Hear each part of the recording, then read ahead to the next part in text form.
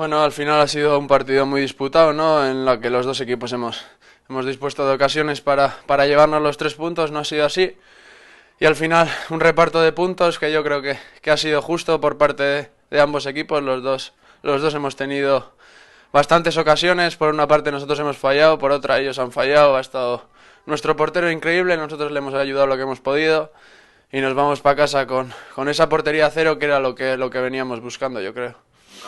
Sí, al final sabíamos que ellos se alimentaban de esas pérdidas de balón, de esas contras, de esa velocidad que tenían arriba, ¿no? Tanto Gerard como el Toco, como cualquiera de sus jugadores, son de grandísima calidad y que en poquísimo espacio te pueden crear muchísimo peligro.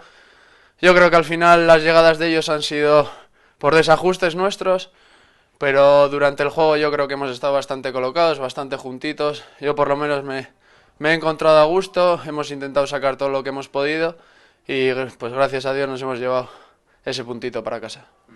Hemos tenido bastantes ocasiones, no ha querido entrar el balón, en el balón parado la verdad que hemos tenido unas cuantas, la de Raúl, alguna la de Willy, que me acuerdo ahora mismo.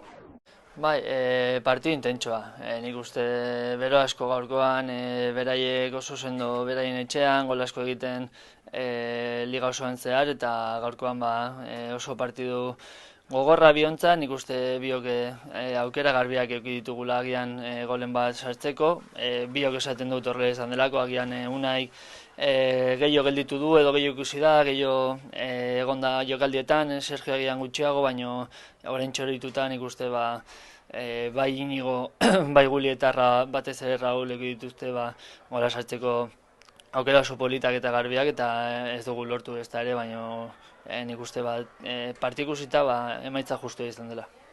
Bueno, nik uste gutxienez Villarrealia asko exigitu diogula.